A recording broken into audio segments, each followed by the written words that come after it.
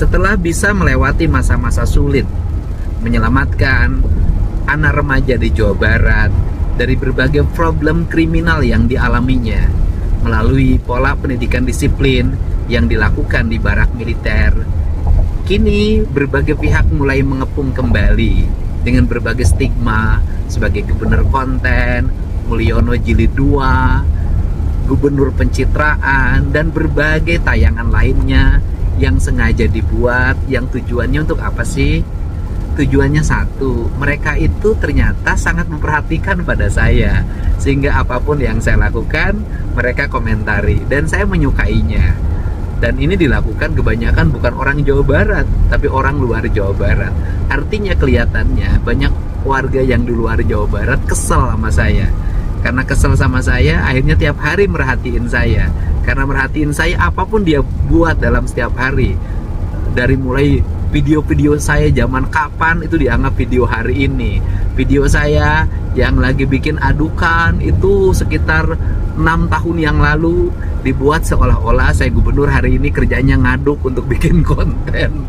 Tapi bagi saya nggak ada masalah. Terima kasih ya telah berupaya terus menggiring opini, mengarahkan publik agar saya dibenci oleh warga. Yakinlah, cinta yang sejati tak akan pernah bisa dipatahkan oleh berbagai upaya untuk memisahkan antara saya dan warga saya untuk saling menyayangi. Banyak orang yang kisah cintanya justru menjadi kisah cinta dramatik karena terlalu banyak orang yang iri untuk memisahkannya. Salam untuk para bajer dimanapun berada, tetap semangat, sebanyak-banyaknya bikin konten negatif tentang saya agar bapak dan ibu bisa ngebul dapurnya. Salve, assalamualaikum warahmatullahi wabarakatuh. Salam Om Swastiastu, Namo Buddhaya, salam kebajikan dan salam sejahtera untuk kita semua. Pemirsa sekalian, seperti yang kita ketahui bahwa akhir-akhir ini banyak sekali pihak-pihak yang selalu berseberangan dengan Kang Deddy Mulyadi yang adalah Gubernur Jawa Barat ini. Kang Deddy Mulyadi beberapa waktu yang lalu pernah mengatakan bahwa yang menolak kebijakannya ataupun program kerjanya itu bukan rakyat Jawa Barat, tetapi lebih banyak datang dari kaum elit. Dalam artian bahwa mereka yang punya kepentingan, mereka yang hari ini merasa panik, mereka yang hari ini merasa bahwa kehadiran dari Kang Deddy Mulyadi ini benar-benar membuat mereka tak berdaya. Terlebih khusus kepada para raja copet yang ada di Provinsi Jawa Barat, yang biasa merampok uang rakyat, yang mungkin sebelum Kang Deddy Mulyadi menjadi orang nomor 1 di Provinsi Jawa Barat, itu adalah sesuatu yang lumrah. Tetapi ketika Kang Deddy Mulyadi menjadi orang nomor 1 di Provinsi Jawa Barat, dengan segala keberaniannya, dengan segala ketegasannya, dengan segala kebijaksanaannya, maka lahirlah segala sesuatu yang berkaitan dengan program kerja beliau lebih diutamakan kepada rakyat. Tidak heran bila pada akhirnya kita melihat bahwa ada tokoh-tokoh, ada pihak-pihak, ada kaum elit, ada wakil rakyat yang selalu memprotes, yang selalu menolak, yang selalu menghujat Kang Deddy Mulyadi. Orang-orang yang menolak kebijakan dari Kang Deddy Mulyadi ini tidak saja datang dari rakyat Jawa Barat, sekarang sudah melebar kemana-mana. Tetapi percayalah bahwa rakyat yang berpihak kepada Kang Deddy Mulyadi adalah rakyat yang pola pikirnya masih waras, rakyat yang ingin kehidupan mereka sejahtera, rakyat yang merindukan sosok-sosok pemimpin yang bijaksana, sosok-sosok pemimpin yang berpihak kepada orang-orang kecil, seperti yang dipersembahkan oleh Kang Deddy Mulyadi yang adalah Gubernur Jawa Barat itu. Saya sangat yakin dan percaya bahwa apapun usaha kalian untuk memisahkan rasa cinta antara Kang Deddy Mulyadi dengan rakyat Jawa Barat maupun dengan rakyat non Jawa Barat yang hari ini sangat mengapresiasi, yang hari ini sangat merasa berbahagia dan rasa bangga ketika Jawa Barat itu dipimpin oleh seorang Deddy Mulyadi yang benar-benar bijaksana, yang benar-benar adil, yang benar-benar tegas dan berani. Tentu itu semua tak terbantahkan bahwa rakyat akan terus dengan setulus hati membuktikan rasa cinta mereka kepada pemimpin-pemimpin yang bijaksana. Jadi buat kalian yang mungkin sebelum Kang Deddy Mulyadi memimpin Jawa Barat, yang mungkin merasa nyaman dengan perilaku-perilaku yang biasa mencopet uang rakyat, maka waspadalah bahwa hari ini Kang Deddy Mulyadi adalah sosok pemimpin yang tegas dan berani. Jangan sampai Anda pada akhirnya akan menimpa nasib naas di mana Anda akan masuk ke jeruji besi. Itu adalah pesan dari kami Rakyat Jelata buat kalian-kalian, khususnya kaum elit yang terus berkuar-kuar di media sosial untuk menyerang Kang Deddy Mulyadi itu. Mari kita simak lagi cuplikan video berikut ini. Terus menggiring opini, mengarahkan publik agar saya dibenci oleh warga. Assalamualaikum Bapak, izin setis ya videonya. Bener Bapak, udah Bapak mah fokus aja Pak ya sama peningkatan Jawa Barat istimewa. Kita di sini nih, termasuk saya nih Pak, mak-mak ras terkuat di Bekasi, bakalan tetap siaga pasang badan buat ngebela Bapak selagi kinerja Bapak itu memang benar-benar untuk rakyat. Tenang Pak, kita nggak bakalan mudah tergiring opini timbang sama orang-orang yang di luar Jawa Barat sana. Tenang, kita mah setia sama Bapak. Pokoknya mah nih warga Jawa Barat asli, warga Jawa Barat tulen ya, nggak bakalan mudah termakan dengan penggiringan-penggiringan opini A, B, C dari kalian-kalian, hei para bajer-bajer, dari kalian, hei para pasukan A, B, C, yang mengepung Bapak Aing tuh mencari-cari kesalahannya. Kagak bakalan kita mah termakan ya. Kita mah akan terus mendukung dan mendorong Bapak Aing untuk selalu tetap mencapai puncak Jawa Barat istimewa. Udah Pak ya. Bapak mah sekarang udah anteng aja di atas tuh menata Jawa Barat istimewa. Kalau tibang-tibang nanti nongol bajer A, pasukan A, B, C, tenang. Kita mah bukannya sombong ya. Ada nih pasukan KDM yang siap menangkis cemesan-cemesan dari atas, dari bawah gitu kan. Tendangan sudut, tendangan penalti bakalan kita tahan, bakalan kita lawan tuh cemesan-cemesan berikut tendangan-tendangannya. Makanya jangan macam-macam ya sama warga Jawa Barat, khususnya para pecinta Kang Deddy Mulyadi, dan khususnya juga para warga Jawa Barat yang lagi rindu dengan perubahan yang seperti ini ya. Udah Pak, semangat Bapak ya, sehat selalu. Pokoknya mah kita mah antara Gubernur Jawa Barat dan warga Jawa Baratnya nih menjadi satu kesatuan cinta sejati yang tidak akan mudah diruntuhkan oleh bajer-bajer dan kaum-kaum ular-ular, tikus-tikus yang berada di bawah rerumputan ilalang-ilalang yang panjang. Udah Bapak ya, sehat selalu Bapak ya. Terima kasih udah izin video stitchnya ya. Wassalamualaikum warahmatullahi wabarakatuh. Gua agak sedikit santai nih nge-stitch video Bapak Aing mah. Bye. Assalamualaikum warahmatullahi wabarakatuh. Shalom, selamat malam. Dari Papua saya ingin menyapa warga Jawa Barat. Saya dari Papua mengiri kepada pemimpin yang hari ini memimpin saudara-saudara di Jawa Barat, yaitu Kang Deddy Mulyadi. Saya melihat Kang Deddy ini punya cara memimpin yang berbeda, dan saya sangat menyukai kepemimpinan dan cara kerja Kang Deddy dalam proses membangun Jawa Barat. Orang Jawa Barat itu harusnya hari ini sangat bersyukur punya pemimpin yang merakyat, punya pemimpin yang jenius, punya pemimpin yang memikirkan masyarakat melebihi memikirkan kepribadiannya. Saya salut dengan Kang Deddy. Kang Deddy ini adalah contoh pemimpin yang harus kita contohi. Dan Kang Deddy ini adalah pemimpin yang berbeda dari pemimpin-pemimpin daerah lainnya. Beliau punya cara kerja yang sangat luar biasa. Dan sebagai orang Papua, saya juga ingin kalau bisa Kang Deddy bisa jadi gubernur di Papua. Tapi karena kami punya undang-undang Otsus yang tidak memperbolehkan Tapi kalau itu dibolehkan, Kang Deddy itu mungkin bisa cocok juga jadi gubernur di Papua, supaya Papua bisa maju. Karena Kang Deddy itu pemimpin yang sangat saya idola, sama seperti Bapak Jokowi, yaitu pemimpin-pemimpin yang lahir dari rakyat dan mereka tahu bagaimana harus bekerja dengan benar ketika diberikan kesempatan oleh Tuhan untuk memimpin sebagian daerah di bangsa ini. Salut untuk Kang Deddy.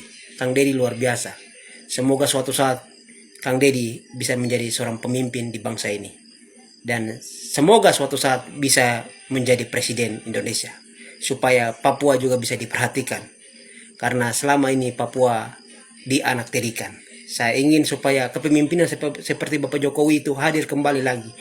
Dan saya melihat kepemimpinan seperti itu hanya ada di diri Kang Deddy Mulyadi, Gubernur Jawa Barat yang hebat. Luar biasa. Dari Papua, salam hormat untuk Kang Deddy. Kang Deddy hebat. Orang Jawa Barat, kalian harus berterima kasih kepada Tuhan karena Tuhan sudah mengirimkan kalian pemimpin yang luar biasa. Melayani kalian dengan hati, melayani kalian dengan luar biasa. Salam hormat dari Papua. Oke guys, adalah fakta yang tak terbantahkan bahwa sesungguhnya hari ini banyak rakyat Indonesia yang merindukan sosok pemimpin seperti Kang Deddy Mulyadi itu.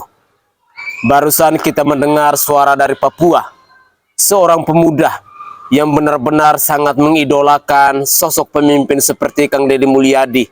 Bahkan beliau merindukan bahwa sosok Kang Deddy Mulyadi itu bisa memimpin di daerah Papua. Sesungguhnya hari ini banyak sekali rakyat Indonesia yang mengapresiasi kinerja dari Kang Deddy Mulyadi. Walaupun ada segelintir orang, khususnya dari kelompok-kelompok yang merasa panik, khususnya dari partai-partai politik yang biasanya bekerja untuk kesejahteraan partai politiknya, bukan kesejahteraan rakyatnya. Itu saja mereka-mereka yang selalu menentang, yang selalu memprotes, dan yang selalu menolak kebijakan dari Kang Deddy Mulyadi itu. Salah satunya adalah Partai PDI Perjuangan. Kita bicara apa adanya, karena kita sebagai rakyat, kita yang tidak bergabung dalam partai politik manapun, mari kita bersuara transparan, mari kita bicarakan kebenaran, mari kita sampaikan berdasarkan fakta dan realita yang terjadi di bangsa ini. Bahwa semboyan PDIP adalah partainya Wong Cilik itu semua hanyalah omong kosong. Sekali lagi itu semua hanyalah omong kosong. Karena fakta membuktikan bahwa semua kader dari PDIP itu adalah petugas partai. Artinya secara tidak langsung mereka ini bekerja untuk kesejahteraan partai politiknya, bukan untuk kesejahteraan rakyatnya. Beberapa waktu yang lalu heboh dengan aksi walkout yang dipersembahkan oleh para wakil rakyat di Provinsi Jawa Barat. Ini sesungguhnya menguatkan kita rakyat Indonesia bahwa wakil rakyat ini benar-benar mereka tidak berjuang untuk mensejahterakan rakyat Jawa Barat, tetapi mereka berjuang untuk mensejahterakan partai PDI Perjuangan. Apa yang disuarakan oleh pemuda Papua tadi mau membuktikan bahwa ada begitu banyak pihak di bangsa ini, khususnya dari kita yang rakyat jelata yang merindukan sosok-sosok pemimpin yang bijaksana. Sosok-sosok pemimpin yang berpihak kepada orang-orang kecil, sosok-sosok pemimpin yang merakyat. Dan ini merupakan rasa rindu yang sangat luar biasa, adalah harapan yang semoga saja ini semua bisa menjadi realita, bahwa Kang Deddy Mulyadi itu tidak saja hanya menjadi orang nomor 1 di Provinsi Jawa Barat, tetapi di suatu hari nanti Kang Deddy Mulyadi bisa menjadi orang nomor 1 di negara kesatuan Republik Indonesia ini. Ya, setidaknya beliau bisa maju untuk menjadi orang nomor 1, yakni sebagai calon presiden di periode tahun 2029 nanti. Sebagian besar rakyat Jawa Barat, mereka mengidolakan bahwa Kang Deddy Mulyadi harus bisa memimpin di Jawa Barat sampai dengan 2 periode. Artinya bahwa sampai dengan di tahun 2034. Saya pikir apa yang dipersembahkan oleh Kang Deddy Mulyadi itu tidak membutuhkan waktu selama itu. Bahwa harus sampai 2034 baru Jawa Barat itu bisa menjadi provinsi yang istimewa. Kang Deddy Mulyadi pernah mengatakan bahwa untuk mewujudkan Jawa Barat menjadi provinsi yang istimewa, beliau hanya butuh waktu 3 tahun. artinya bahwa sampai periode di tahun 2029 itu Jawa Barat sudah mendapatkan hasilnya, sudah merealisasikan apa yang disampaikan oleh Gubernur Jawa Barat, bahwa untuk mewujudkan Jawa Barat itu cukup waktu 3 tahun. Dengan demikian, kami sebagai rakyat non Jawa Barat berharap agar di tahun 2029 Kang Deddy Mulyadi harus meninggalkan Jawa Barat dan maju sebagai RI 1. Karena saya sangat yakin dan percaya banyak rakyat Indonesia hari ini yang merindukan sosok pemimpin seperti Kang Deddy Mulyadi itu. Bagi yang setuju, di 2029 Kang Deddy Mulyadi harus maju untuk menjadi RI 1, silakan tinggalkan pesan ataupun komentar Anda di kolom komentar channel YouTube ini. Mari kita diskusikan bersama-sama, mari kita dukung bersama-sama pemimpin-pemimpin yang bijaksana, pemimpin-pemimpin yang baik untuk membangun bangsa ini menjadi bangsa yang sejahtera, untuk membangun bangsa ini menjadi bangsa yang makmur. Karena sesungguhnya ketika hari ini Kang Deddy Mulyadi begitu viral, Kang Deddy Mulyadi begitu populer, disuarakan oleh rakyat Jawa Barat maupun non Jawa Barat, sesungguhnya adalah bentuk bahwa rakyat Indonesia sesungguhnya sedang muak dengan para pemimpin-pemimpin yang munafik, dengan para penguasa yang tidak bijaksana, dengan para penguasa yang tidak bekerja untuk rakyat, tetapi mereka bekerja lebih banyak untuk kepentingan mereka sendiri. Mari kita gunakan logika akal sehat kita, mari kita berpikir waras, karena bangsa ini kalau bisa maju, bangsa ini bisa sejahtera, terkecuali pemimpinnya harus merakyat, terkecuali pemimpinnya harus bijaksana. Itu adalah harapan kita semua, dan semoga saja Kang Deddy Mulyadi bisa direstui oleh rakyat Jawa Barat untuk maju sebagai calon RI 1 di tahun 2029. Berikut ini saya akan mempersembahkan cuplikan video terkait dengan nyinyiran dari wakil rakyat yang adalah anggota DPR RI di Komisi 2 DPR RI, yakni Denny Cagur, yang dulunya pintar ngelawak, tetapi sekarang dia sudah pintar untuk menyinyir, untuk menolak, untuk memprotes kebijakan dari Kang Deddy Mulyadi itu. Inilah cuplikan video selengkapnya. Ini yang disebut dipilih oleh rakyat, dimiliki oleh partai, disuruh oleh ketua umum partai. Denny Cagur dipilih oleh warga Kabupaten Bandung Barat dan warga Kabupaten Bandung. Harusnya mendukung dengan program-program dari Bapak Gubernur. Bukan jawabannya seperti itu, Den. Geus aya nama Denny teh ngalawak deui daripada teu kapake ku rakyat percuma. Cung warga Kabupaten Bandung Barat, warga Kabupaten Bandung saha nu milih si Denny. Menurut saya dicari jalan keluarnya per masing-masing siswa yang mengalami masalah tersebut. Tidak melulu satu barak militer menjadi satu-satunya solusi. Menurut saya itu perlu dikaji ulang. Dalam sisi menegakkan disiplin mungkin bisa, tapi sekali lagi TNI tidak memiliki kurikulum dalam bidang pendidikan. TNI tidak punya kurikulum di bidang pendidikan. Denny. Lu kira selama ini siapa yang membantu mengajarkan baca tulis menghitung siswa sekolah di perbatasan? Lu kira selama ini siapa yang peduli pendidikan di sana? Bertahun-tahun bahkan mungkin puluhan tahun TNI kita membantu mencerdaskan anak-anak bangsa di perbatasan sana. Kenapa nggak dari dulu lu cuap-cuap seperti itu? Kenapa baru sekarang ketika Kang Deddy Mulyadi yang dibantu oleh anggota TNI mencoba mengubah karakter anak bangsa, mendisiplinkan mereka, mengubah anak-anak yang mungkin tadinya hanya menjadi beban orang tua, menjadi kebanggaan orang tuanya? Kenapa lu Denny baru bersuara sekarang? Lupa. Baru jadi wakil artis ya? Wakil rakyat maksudnya. Atau wakil partai. Menurut saya dicari jalan keluarnya per masing-masing siswa yang mengalami masalah tersebut. Coba apa atuh Bang jalan keluarnya yang benar, yang bagus, yang baik apa? Coba berikan contoh sebuah tindakan sambil lu pada ngekaji gitu. Abang di sini ngomong katanya harusnya mah katanya ditanyain satu-satu si anak-anak tersebut tuh, karena kan setiap anak memiliki permasalahan yang berbeda-beda. Kan udah itu ke Bang, udah ditanyain atu per atu. Emang kagak ngelihat apa di videonya Pak Deddy Mulyadi udah banyak noh. Satu persatu ditanya namanya siapa, kenapa kok masuk ke Dodik Barak Militer ini. Kan ada udah ditanya, elah masih dicari-cari aja kekurangannya. Terus ngomong juga katanya kalau 6 bulan anak-anak di situ katanya gimana terkait sistem pelajarannya di sekolahnya. Ya elah si abang teh ini bener-bener ketinggalan info. Apa emang kagak tahu info ya? Kan itu udah ada juga abang, ya Tuhan. Kan ada di Dodik Barak Militer itu terkait pelajaran sekolah juga ada dikasih mereka sesuai di sekolahan pelajarannya. Hanya bedanya tempatnya mereka tidak belajar di sekolah tapi belajar di aulanya si Dodik Militer ini. Katanya ada, udah tenang. Gini nih, kalau tibang modal cuma yang penting gua ngomong keluar aja gitu kan, memberikan pendapat tanpa dicari tahu dulu. Yang disaranin abang ini tuh udah ada semua, yang dipertanyakan sama abang ini tuh juga sudah ada semua juga jawabannya di sana gitu. Makanya kalau mau berkomentar harus tahu dan harus lihat dari proses awal program tersebut sampai sekarang sudah ada 1 alumni yang selesai. Begitu ya. Jangan malah terkesannya justru abang ini kagak tahu apa-apa sebenarnya ya.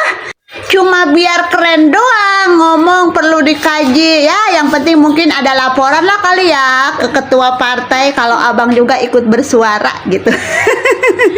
Padahal suara abang itu, pertanyaan dan saran abang udah ada semua di sana ya, di Dodik Militer. Udah, kalau kata gue mah nih bang, abang ini bakatnya di dunia lawak, dunia komedi, dunia entertain, di dunia pergombal-gombalan. Udah fokus aja di situ, ngapa sih? Nggak usah coba-coba pengen menjadi wakil rakyat ya. Lagian slogannya sih coblos caleg jangan coba-coba.